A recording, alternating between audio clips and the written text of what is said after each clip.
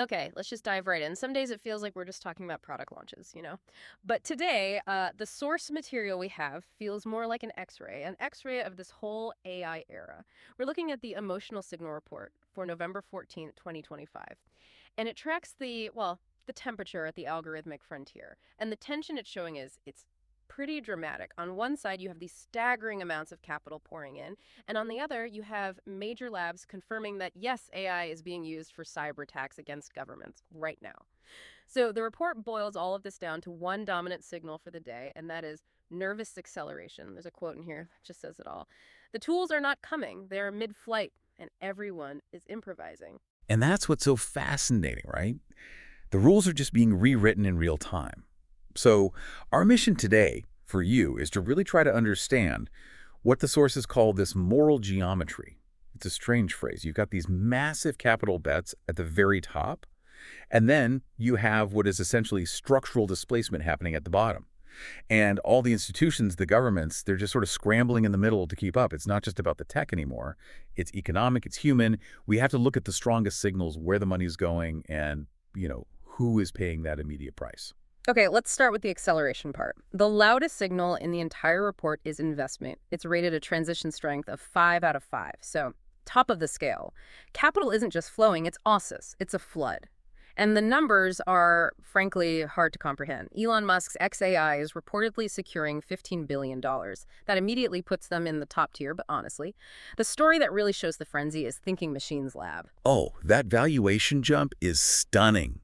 Just stunning. This is a company that's barely a year old, and they're in talks for a round that would value them near $50 billion. 50 billion. Yes, that's more than 4 times its value from, just last July? That kind of speed, it's not about a better product. It's a pure confidence play. It's about the future strategic value of just controlling the infrastructure. Hang on, let's just pause on that. 15 billion for XAI, a quadruple valuation for a one-year-old company. That doesn't feel like investment. It feels like a land grab. What's the report say about the quality of this capital? Is it rational? Well, that is the core friction, isn't it?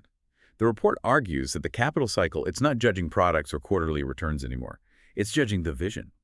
The vision of controlling strategic infrastructure, GPUs, model expertise. The question has shifted from, can this company be profitable next year, to will this company be one of the 5 essential global compute monopolies in 5 years? And that cycle is definitely moved from being an experiment to an asset class. The money is now broadening out. It's going into sector-specific firms. You have tandem AI for drug discovery, deduction for tax automation. Every niche is now seen as a place for AI. Okay, but then there's the nervous part of the signal, and that comes from the counterpoint. Displacement.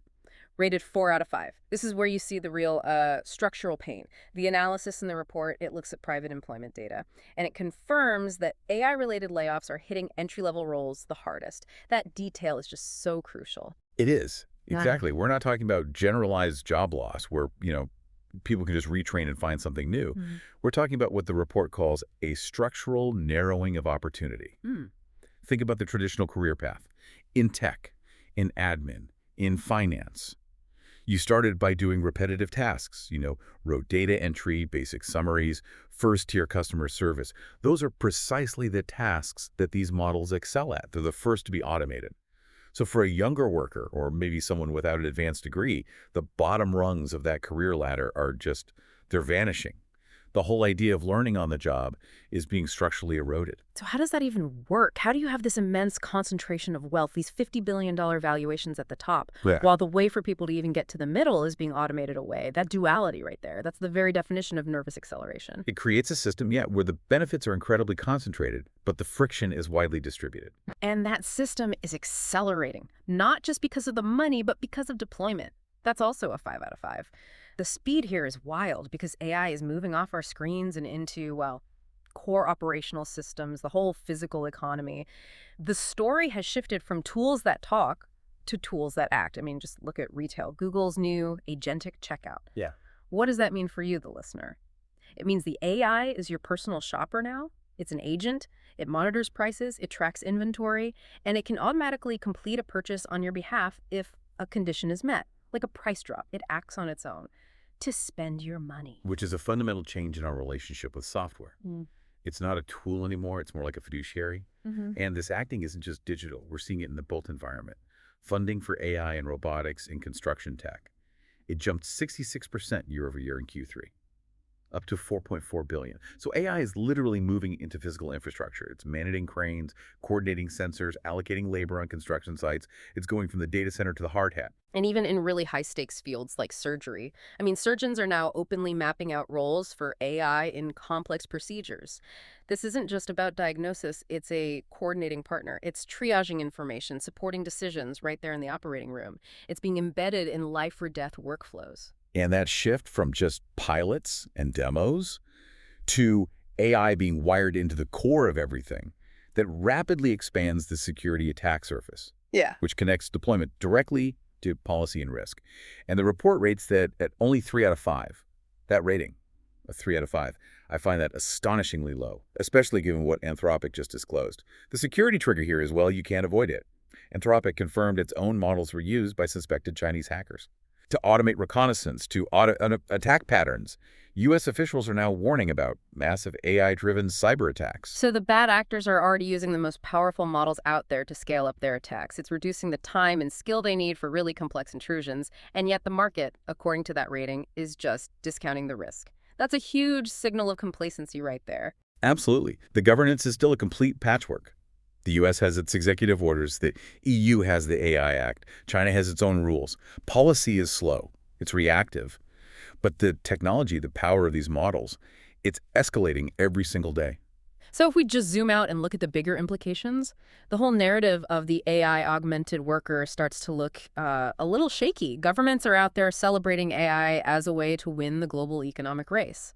But at the same time, they're facing this huge group of younger, marginalized workers who are experiencing it as a gate slamming shut. That structural narrowing of opportunity is key. The transition is fundamentally reshaping who feels like they have a place in the future economy. Who has the right credentials? Who gets access to the high-value work that's left? And that structural change immediately hits geopolitics. The report really emphasizes this push on performance and sovereignty. You look at a company like Baidu, they just announced 2 new AI processors and an updated ERNIE model. This isn't about novelty. This is a core strategic goal.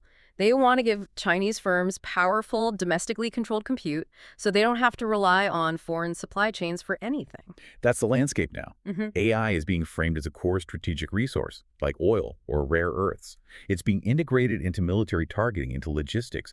So national control over the entire stack becomes a matter of existential security. So the complexity we're looking at is really this synthesis, the whole transition. It's no longer just about which apps you use on your phone. It's about which countries control the foundational compute and which demographics get systematically locked out of the economic benefits. So wrapping this up, what does this all mean for you as you try to navigate this? The mood is clear, nervous acceleration, the capital is all in. Workflows are being rewired everywhere. And unfortunately, workers at the margin are paying that first price, while adversaries are finding new ways to exploit everything. The whole system is in motion, and it feels like a completely untethered experiment. And the really profound question that the source material leaves you with is that this transition will not feel the same to everyone. It's going to feel very different from the server farm versus the trading desk versus the unemployment line. Yeah. So when these entry-level roles are disappearing, while these multi-billion-dollar valuations are multiplying, the moral question becomes essential. Who gets to metabolize this transition as opportunity, and who experiences it as erosion? That difference, that is where the nervousness truly lies. And that is the ultimate challenge for you to consider as this incredible acceleration continues. Is AI progress just something that happens to people, something determined by market forces? Or is it something we insist must be accountable to them? Does it require conscious governance and maybe even redistribution? We have to grapple with that balance because the code is definitely mid-flight, and we'll be tracking its trajectory in our next deep dive.